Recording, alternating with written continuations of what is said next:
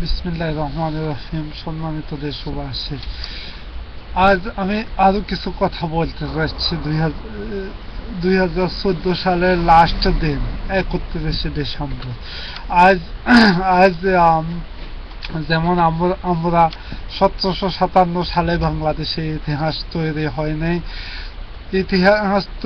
ইতিহাসের কিছু অংশ এখন সংশোধন করা দরকার, কিন্তু এত রক্ত, এত এত এত লাঞ্ছিত এই জাতি হয়েছে এই সন্ত্রাসী সরকারের হাতে। কিন্তু আমি দেশের ইতিহাসবিদদের প্রতি স্মরণ করে যাচ্ছি, আপনারা কিন্তু এখন থেকে কিভাবে দেশের চলিত ঘটনাকে কেন্দ্র করে কিভাবে হয়েছিল দেশ এবং জাতি লাঞ্ছিত, সবকিছুকে নিয়ে আপনারা সুন্দর করে আগামী দিন নতুন ইতিহাসকে সংশোধন করার জন্য আমি আপনাদেরকে আহ্বান জানাচ্ছি।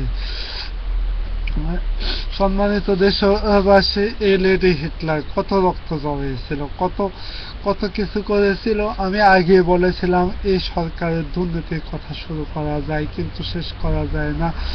এখন আমাদের দেশপ্রেমিক নেতৃবৃন্দ সবকিছু জেনে গেছে। এখন এখন তারা অসহযোগ আন্দোলনের ডাক শীঘ্রই আসবে, আমার সাথে যোগাযোগ আছে। কিন্তু কিন্তু এখন আমরা আর একদিনের আন্দোলনের ডাক দিব না। একদিনের আন্দোলনের ডাক দিয়ে আমাদের নেতৃবৃন্দকে এইভাবে আর লাঞ্ছিত করব না। আমরা আমাদের এই তৃণনেতৃবৃন্দদের হাত ধরে দেশ এবং জাতিকে গড়ার স্বপ্ন দেখে আমরা আগামী দিনের এই সুন্দর সোনালী সূর্যের হাসি এই বাংলাদেশ ঘটতে চায়। আজ আজ বাংলাদেশের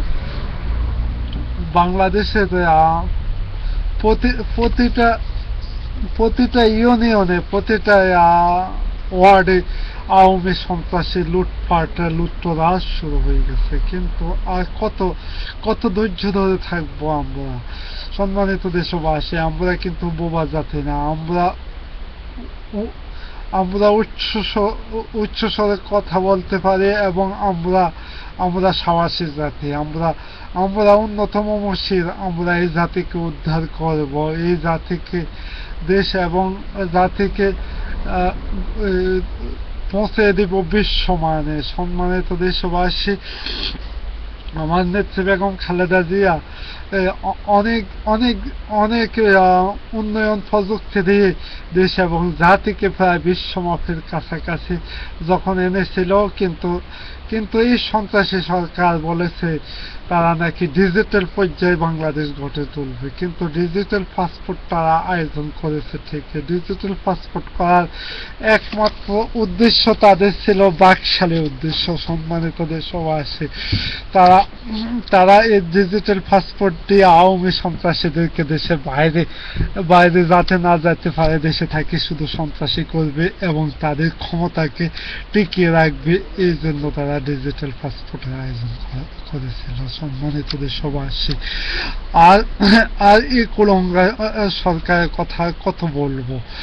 আমি আগে বলেছিলাম এই কুলঙ্গা সরকারের কথা যদি বলতে যাই বছরের পর বছর, যুগের পর যুগ শেষ হয়ে যাবে, কিন্তু বলা শেষ হবে না।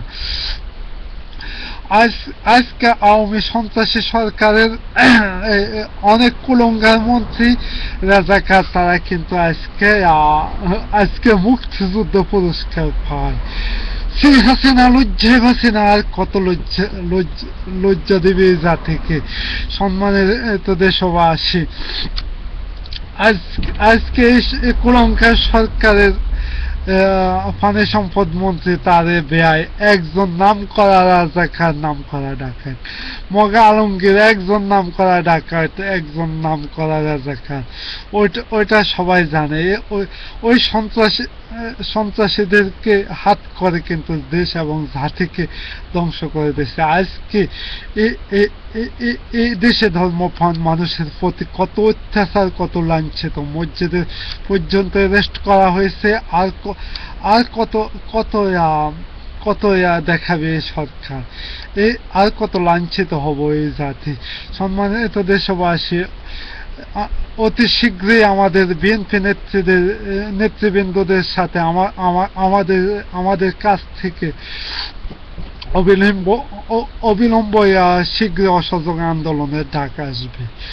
আমরা দেশকে জাতিকে উদ্ধার করব, এই জাতিকে সোনালী স্বপ্ন আবার দেখাবো, এই জাতিকে আমরা আবার প্রমাণ করতে চাই এই জাতি পুঙ্গ জাতি নয়, এই জাতি উন্নত মমস্বর।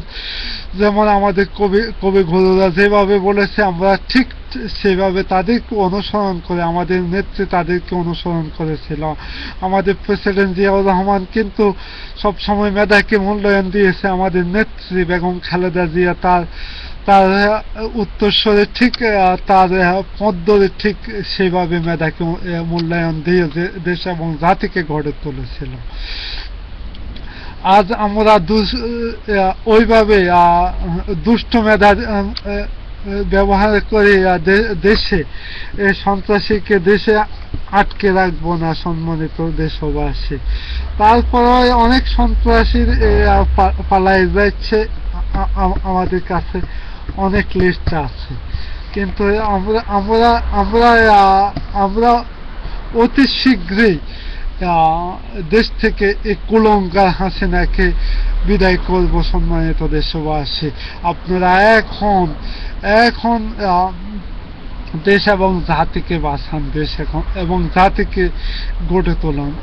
এই দেশ আপনার, এই দেশ আমার, এই মাঠে আপনার, এই মাঠে আমার, এই মাঠে আমার মায়ের মতো, আপনার মায়ের মতো। এই মাটিকে অবশ্যই আর রক্ত ভিজা দেখতে চাই না, এই জাতিকে আর এই জাতির চোখের ফানে দেখতে চাই না, এই জাতিকে আমরা প্রতিষ্ঠিত করতে চাই দেশ নেত্রী বেগম খালেদা জিয়ার নেতৃত্বে। এই বলে আজকের মতো বিদায় নিচ্ছি। খুদা হাফেজ। বাংলাদেশ জাতীয়তাবাদী জিন্দাবাদ। শহীদ জিয়া অমর হোক।